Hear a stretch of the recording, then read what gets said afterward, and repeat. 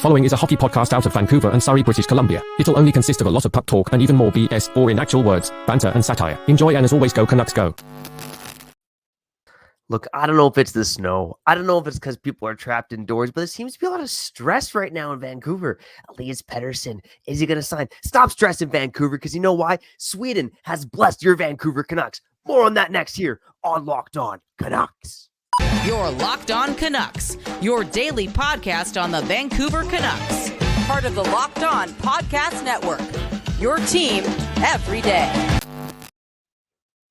Hey, welcome to another episode of Locked On Canucks. My name is Trevor Beggs, Canucks writer for Daily Hive, and also your co-host here of Locked On Canucks. Before we dive into the episode, we got to thank you. Yeah, I'm talking to you for tuning in to Locked On Canucks. It is your team every damn day. If you haven't done so already, make sure you go subscribe or follow for free on YouTube or wherever you listen to podcasts. I also got to let you know that today's episode is brought to you by Jase Medical. Empower yourself when you purchase a Jase case, providing you with a personal supply of 5 antibiotics that treat 50-plus infections. Get yours today at jasemedical.com and use code LOCKEDON to get $20 off your order. That's JASE medical.com.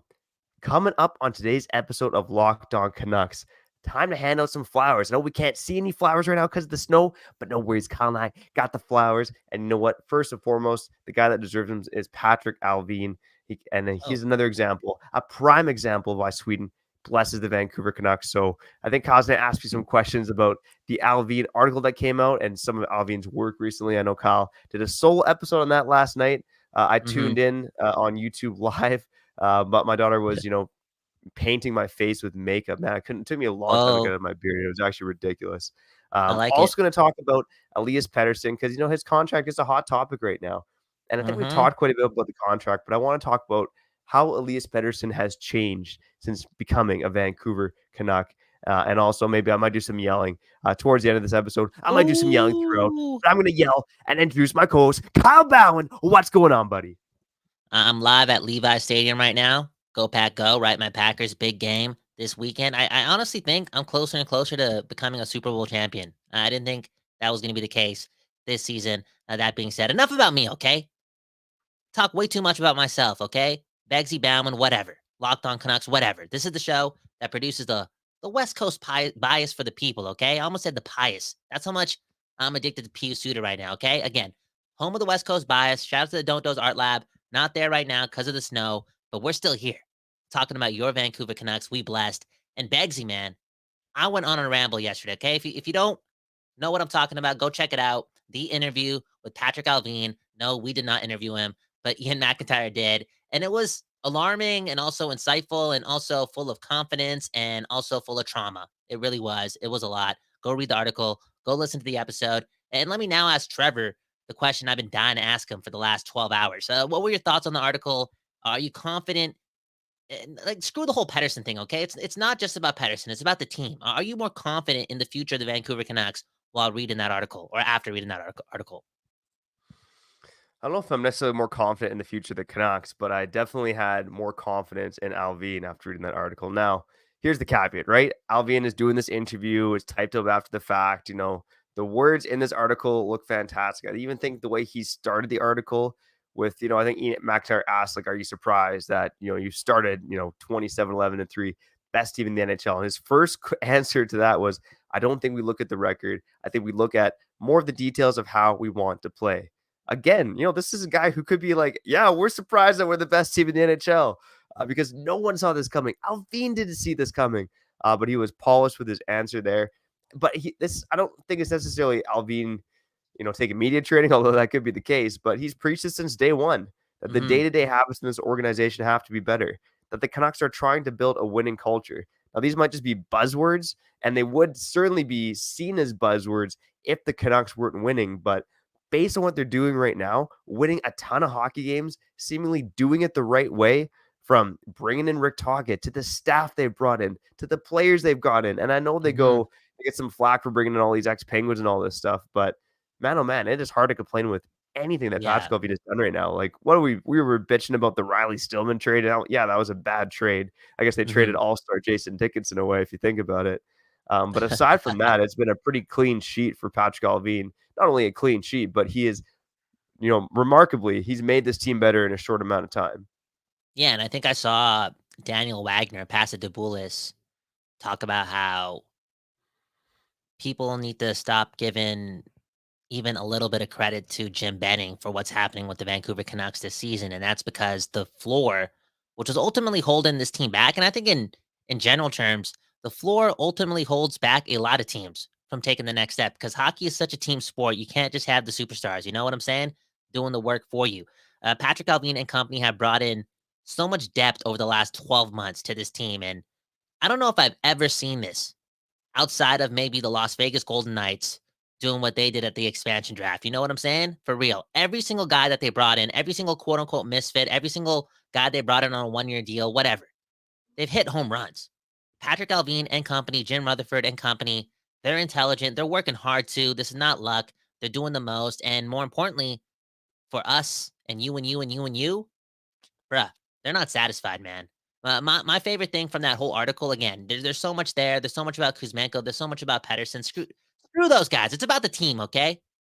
My favorite thing was Patrik Allvin talking about how, yeah, he owes it to the players to bring some additions in to help this team, but he's still wary of wanting to see more to kind of ultimately decide what type of caliber of player they're bringing in. So again, the standard has not been set for the Vancouver Canucks. It's continuing to be raised, and that's the new way of the Vancouver Canucks, man. Getting back to elite status.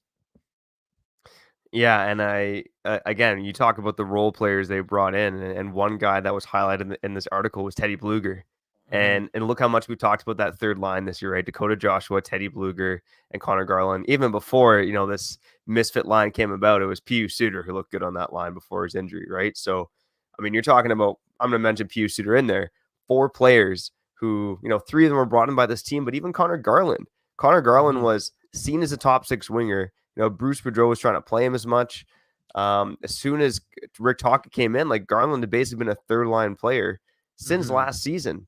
And I remember asking Garland about that at end of season media availability because I found it kind of strange, with the Arizona Coyotes, Garland's playing 18 and a half minutes. And, I think we know now it's just because there's no one else in Arizona. But still, I think many saw Garland as a top 6 player. Here he was under Tocchet, a guy who he'd played for before, and he's playing 50 minutes tonight playing on the third line. It was a little Mhm, odd, but look at where they are now, right? That third line last year, Almond, Joshua, and Garland looked good. But right now, that third line of, Joshua, Bluger, and Garland, and even Suter before has looked fantastic. And again, look at mhm, Joshua, the scouting department did a fantastic job with him. Pius Suter getting him on a bargain contract. He's looked great. Teddy Bluger, again, and one of the guys that Allvin highlighted in the article. It's just that everything they've done in this organization in terms of getting guys on value contracts, bringing in the right guys, the pro scouting. Allvin mentioned this article is too, not just guys who are good hockey players, but guys who fit our culture. Again, these are things when you're losing team, I think seem like buzzwords, but when you're as good as the Canucks, you really think they're onto something here.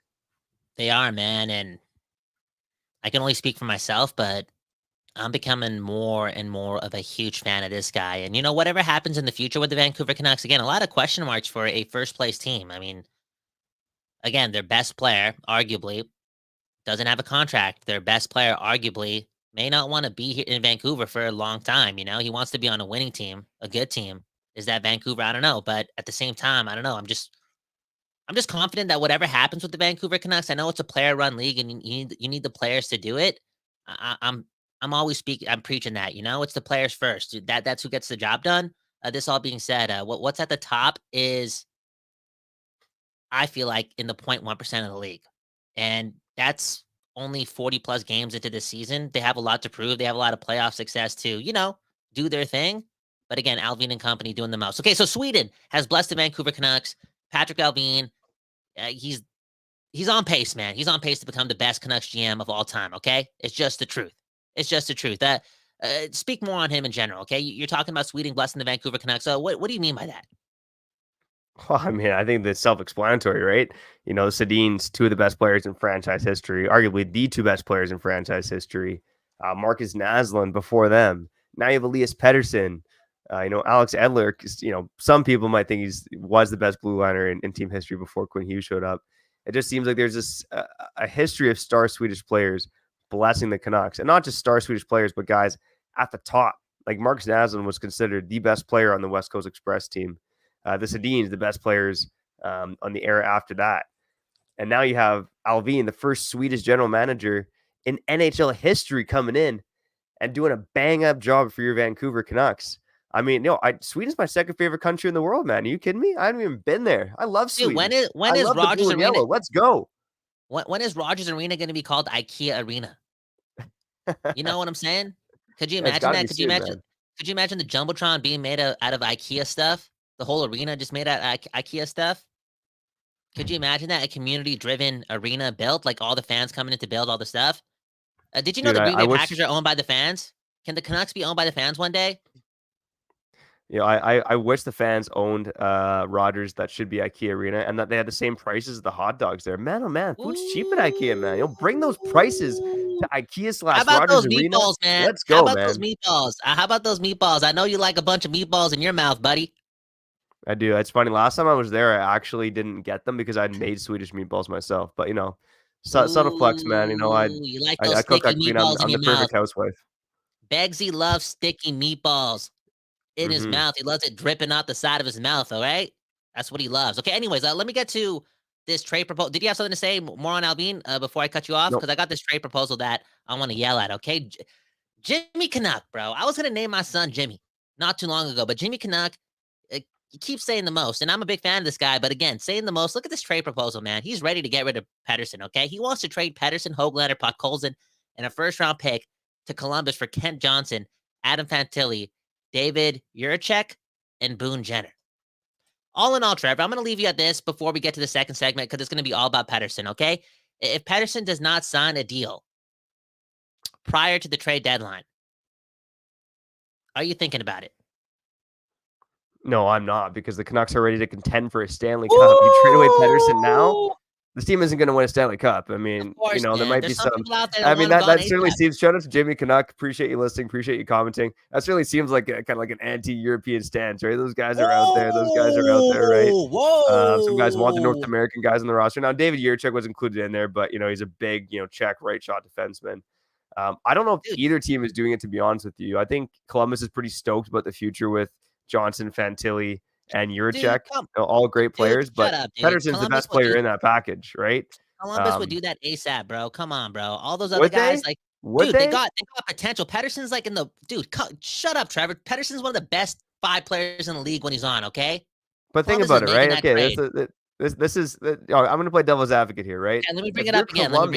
You are nowhere near contending, even with Pettersson on the team. Look how bad the Canucks were for 3 years here, even with Pettersson at the top of his game.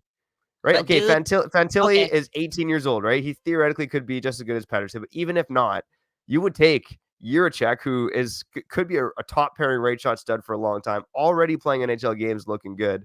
Ken Johnson, 5th overall pick. I can't remember the other player. Oh, Boone Jenner. Yeah, well, Boone Jenner's old, whatever.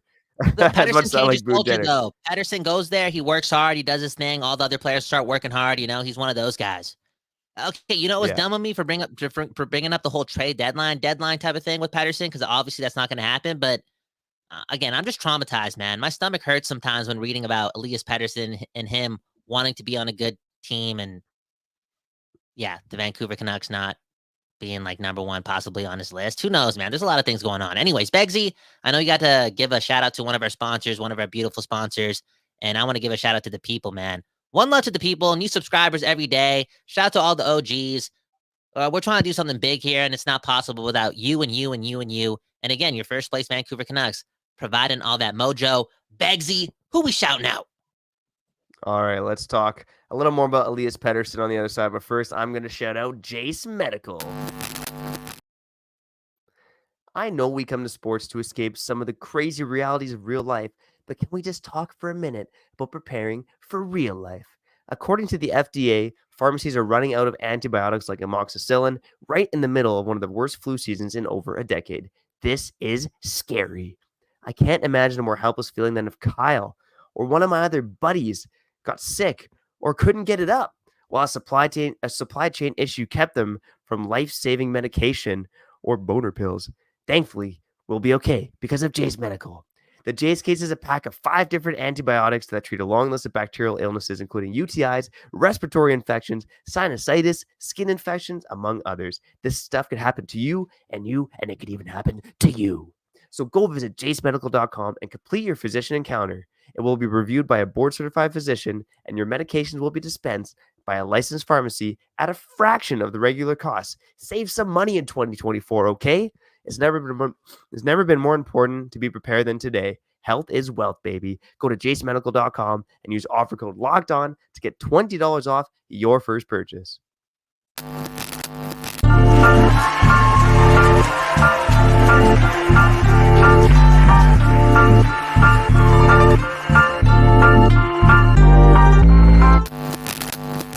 Okay, we back on Locked On Canucks. My name is Kyle Bowen. That right there is Trevor Beggs. And remember, this is the show that gives you only the West Coast bias. On that note, just know this. The Vancouver Canucks are Stanley Cup favorites, okay? For real, this season is real.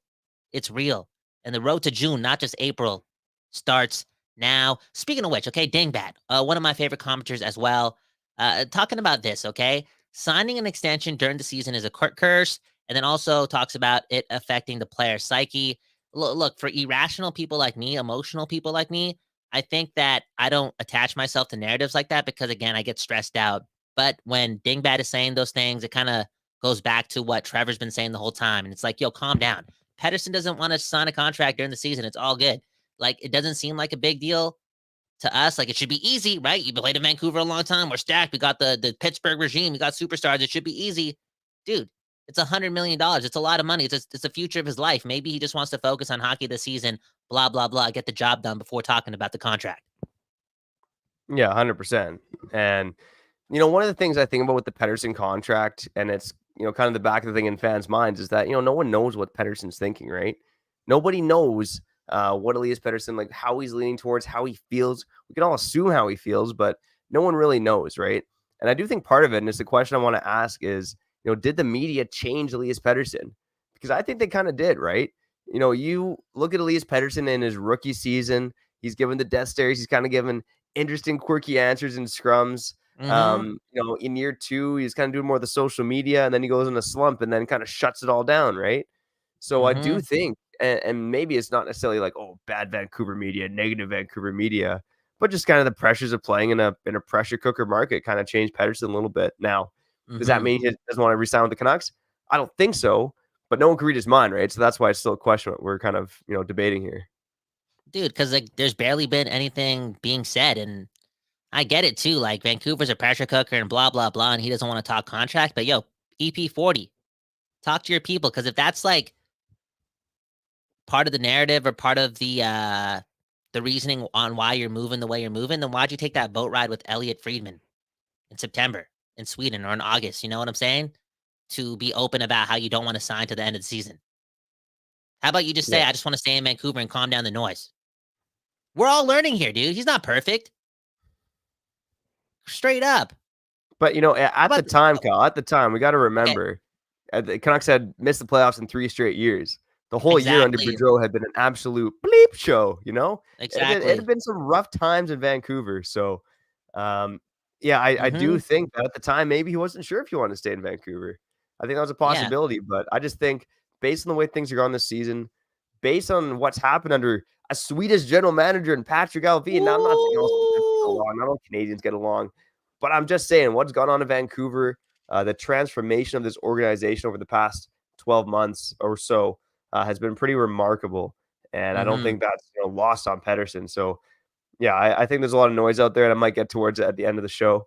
But a lot of noise out there. But I'm not stressed over the Pettersson contract. Hey, speaking of noise, I'm glad you brought that up. Okay, look at Mr. Whale. Pettersson is waiting, and thanks for the comments again. Pettersson is waiting for the regular season / playoffs to play out to see if the success and the winning is real before he resigns. And for a super competitive guy, right?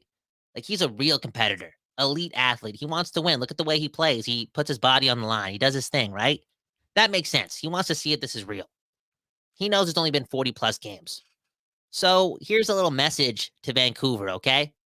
And I don't think I have to say this message for it to happen, but let's say April rolls around, round 1 of the playoffs. Be louder than ever before. Be louder than 94. Be louder than 2011. Okay, don't wait till June to scream at the top of your lungs. Give Pettersson the goosebumps in April because he's never done that. He's never played a home playoff game. He's never been in an arena in the NHL for a playoff game, let alone ours. Let him hear the noise coming out of the Vancouverites at Rogers Arena. Give him the goosebumps, give him that feeling, and he'll get closer and closer to picking up that pen and that phone to get that contract done. Because again, he's an elite athlete. Once he feels that, he'll know it's real. And let's be honest and let's be real, it doesn't get better than the West Coast, the best coast of Canada. And for just in general, too, like you want to be an ultimate legend in the world of hockey? How about you bring the Stanley Cup finally back to Stanley Park in Vancouver? It's just the truth. That's a different type of legacy. So back to Mr. Wales' point, I do agree. A lot more winning has to happen for this contract to be done. I'll say it right here, and I guarantee this. If the Canucks only make round 1 of the playoffs and they lose in 6 games, bro, Pettersson's not signing. Pettersson's not signing. Even look at Matthew Tkachuk, 110 points or whatever that season he played with Calgary. They got to the second round, and he left. It wasn't good enough. You know what I'm saying? I think the Vancouver Canucks have to make a deep run. They have to get to the Final Four to sign Elias Pettersson. I think it was different with Tkachuk, to be honest with you. I mean, Tkachuk was an American who clearly wanted to go back to America. He clearly knew, I think, at the time that Johnny Gaudreau probably wasn't going to resign in Calgary. I think that probably was known in the dressing room, or maybe between them two. So I think more played into it with Matthew Tkachuk. I mean, Pettersson's not going to go and go back to the SHL. You know what I'm saying? Dude, I know that. I still don't think, if the team chokes and there's some drama in the locker room, maybe it's a bit different. I don't even want to put that in the atmosphere, man. Okay, but, I do think, there's, again, it's fair to feel some trauma. And I'm going to make this point maybe before we cut to break, but, we're so, you watching right now, whether you're an everyday or occasional listener, whatever, you're a big hockey fan, right? Even if you're just a casual hockey fan, I mean, if you're tuning to the show, you're probably somewhat of a hardcore Canucks fan, right? Mm-hmm. I think hardcore sports fans, because we follow the sport so closely, because we talk about this, follow this on a daily basis, because we watch all the games, we get a little bit too, obsessed with the drama of it, right? Like, will Pettersson side, will he or won't he, right? It's kind of like, I've said before, I work in the financial industry. We tell clients, do not check your statement every day. That ain't good for your mental health. So thinking about Pettersson's contract every day also ain't good for your mental health, man. Just relax and, again, let it happen. It will happen at some point. Are you taking I'm taking a shot at you, man? Like I said, are you telling me to go to therapy? You could just tell me to go to therapy, man. comparable. You could just tell me to go to therapy, man, and be a good friend. You don't got to take low blows at me, all right? I thought this was your therapy, Locked On Canucks. Fair enough. It is, man. Shout out to all the listeners, the watchers. I'm not that stressed out. This is just a different time, okay? First place, all this stuff, and Stanley Cup dreams. I should just be focused on the moment and what's happening. Here I am, kind of like, oh, dude, we still haven't signed Pettersson. Anyways, Locked On Canucks, Kyle Bound, Trevor Beggs. Shout out to all the people. Dude, I just found out one of the listeners, Jimmy's actually Harpoon. Remember Harpoon? I had a feeling, too, because they talk the same. Unreal, dude. Harpoon changing his name. He's probably got like 5 passports. Anyways, Junior wants to know, like, where do you find wild cows roaming? If you guys are new to the show, remember Trevor Beggs. He hunts for his family. He's the best father in the world, and he goes out into the woods every Monday to find a cow so he can bring home that meat and not spend a lot of money at the grocery store. So, like, where do you find a cow in the wilderness, man? Yeah, I don't want to divulge my secrets. Okay, but, fair enough. I tend to head to greener, flatter pastures. Okay. Yeah, I don't want to divulge my secrets on the show here on Locked On Canucks. No, You I don't gotta want to get protect your caught in the family. act. That's someone's cow, man. That's someone's cow. And that's your family. Anyways, Locked On Yeah. Canucks, Kyle Bound, Trevor Beggs. Who we shouting out before we get to Beggsy's ballad on the other side? All right, yeah. So sorry for taking shots at you, Kyle, but I feel like I'm gonna take some shots here in Beggsy's ballad to end off the episode. But before we do that, I gotta shout out Indeed. We're driven by the search for better, but when it comes to hiring, the best way to search for a candidate isn't to search at all. Don't search, match with Indeed. If you need to hire, you need Indeed. Indeed is your matching and hiring platform with over 350 million global monthly visitors, according to Indeed data. A matching engine that helps you find quality candidates fast. Ditch the busy work. Use Indeed for scheduling, screening, and messaging so you can connect with candidates later. And Indeed doesn't just help you hire faster. 93% of employees agree that Indeed delivers the highest quality of matches compared to other job sites, according to a recent Indeed survey. You know what I love about Indeed is Indeed, like I said, they're fast, okay? And guess what? When I'm in the bedroom, I'm fast too, eh? I'm going for the new world record. Let's go. Indeed might be a better fast than me. But, with Indeed, listeners of the show. Oh, whoa, I lost my point. Oh no. You can Indeed is fast, baby. And you can join more than 3.5 million businesses worldwide that use Indeed to hire great talent fast. And listeners of the show, guess what? You will get a $75 sponsored job credit to get more of your job's visibility at Indeed.com/lockedon. Just go to Indeed.com/lockedon right now and support our show by saying you heard about Indeed on this podcast. Indeed.com/lockedon. Terms and conditions apply. Need to hire? You need Indeed.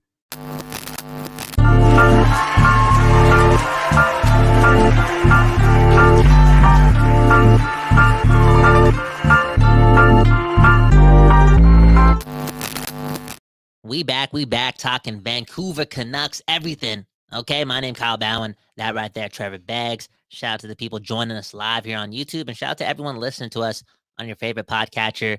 Leave us a review. Why not? Tell us how we doing. Again, your team every day. Your team maybe twice a day. It's the road to June. We take this ish seriously, okay? At Locked On and at the Don't Those Art Lab, okay? Home of the West Coast buys. Beggsy, man.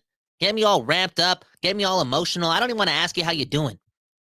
Okay? You pissing me making fun of me, calling me weak. Beggsy, man. What's wrong with me? Tell me straight up. Like, what are my biggest flaws as a Vancouver Canucks fan right now? Well, I think right now, because, again, you follow the team on a day-to-day basis, I think you're getting engulfed in the drama. So I just got to set the record straight on something quick here with Beggsy's ballad.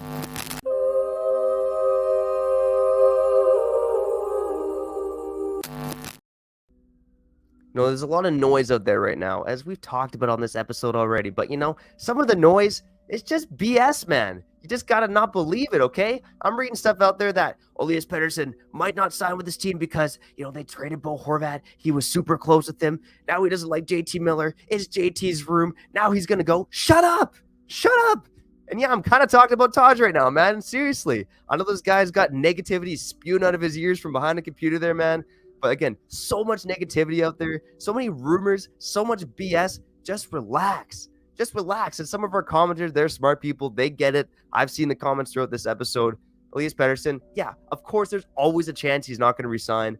But in the meantime, don't stress about it, okay? Most of what you're hearing right now, or most of what's going on in your head, is just noise. Just relax. Enjoy the good hockey. Enjoy the Canucks' potential Stanley Cup run here with Elias Pettersson leading the charge. And don't stress about the damn contract, okay? Because again, most of what you're stressing about, it's just noise.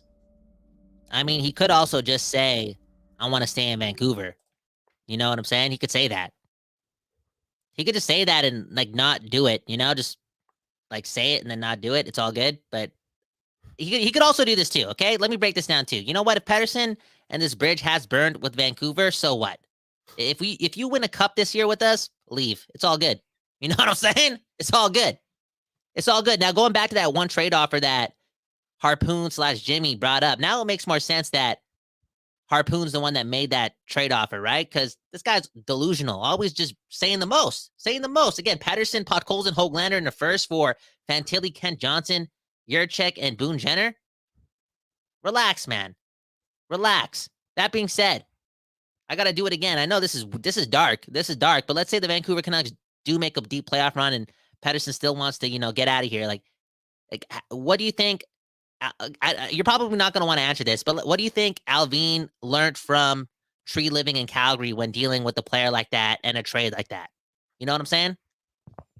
Again, I don't know if there's a lot of learning lessons because I feel like those players that are predetermined in their minds that they don't want to stay anymore, right?